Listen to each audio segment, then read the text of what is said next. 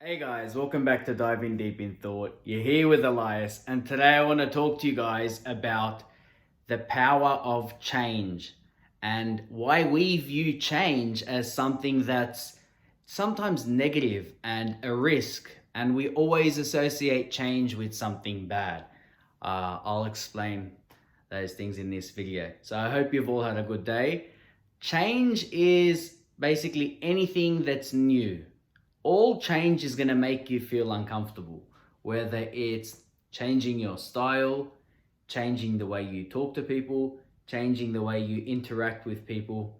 And what we tend to do is we don't change because we're afraid that if we change, people won't accept the new version of us.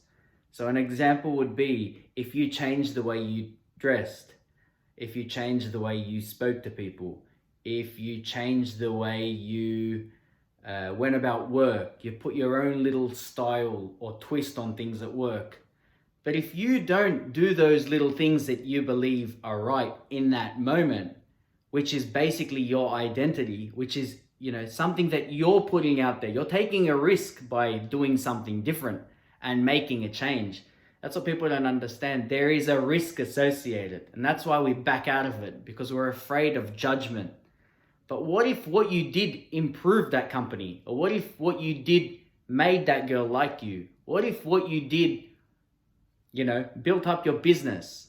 But if you're afraid of change, where is that opportunity to see that progression if you never actually take that little risk?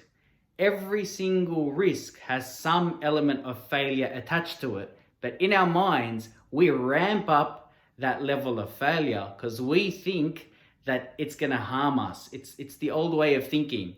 In today's way of living, there aren't many threats.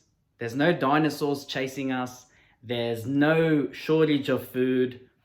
There's no shortage of transport to get from A to B. You hop in your car. So just look how comfortable we are. Yet our biggest fear today is in our mind in the form of anxiety, fear of failure, fear of judgment, fear of showing people who we truly are. It's vulnerable and we don't want people to judge us. But everyone has to judge you.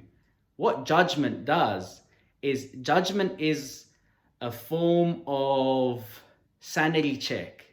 It's to make you question yourself and to see how strong your willpower is. If you have zero willpower, if you walk outside and every time somebody talks to you, you change, just think of what person you'd have to become. You'd be this spineless person accommodating everybody else's needs and not giving yourself the chance to back who you are because you haven't formed that yet. So it's really important to figure out what you truly enjoy deep down, what you truly want to do with your life, how you truly want to talk to people. If that means you're an asshole at the beginning, don't worry, their judgment and sanity checks will put you in check. As long as you're looking at those sanity checks from a objective point of view. So it's not your point of view, but if a third person was looking at the situation, how would they judge it?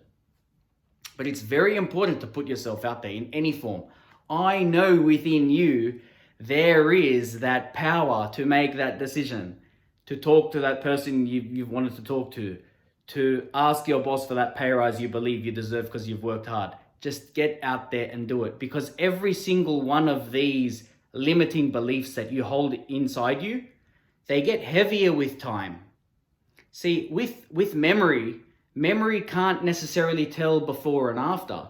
The weight of the memory is how many times we repeatedly think about that thing. So if you keep thinking about the same thought over and over and over, that'll give you a sense of insanity because it's not challenging your mind. So if you've got the same thought happening and you haven't acted on it, you will go insane. You're not going crazy. That's the normal reaction to thinking about the same thing. Our brains need to be challenged. But once you overcome that fear, that gets put at the back. There's no more weight associated with that problem. But if you keep letting these things build up, what tends to happen? It weighs you down. It bogs you down. And you notice day in, day out, you're just fatigued.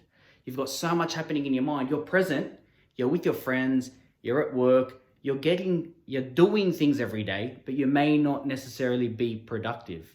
So that's what I've got for you guys today. Just overcome your fear one day at a time. If you feel like the fear is too great for you, take small steps, very small steps.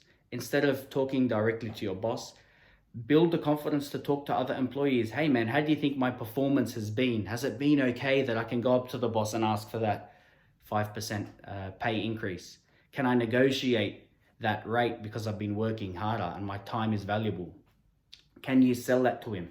If you have approach anxiety to go meet a new person, start small. Go out in public, talk to people, just say hi, how was your day? Or,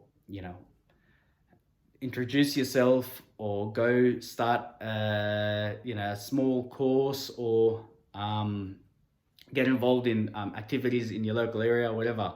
So these are all small steps. These may not be really big issues, but a lot of small issues can get big, and other people will notice when you're not feeling 100%. I've been there too many times.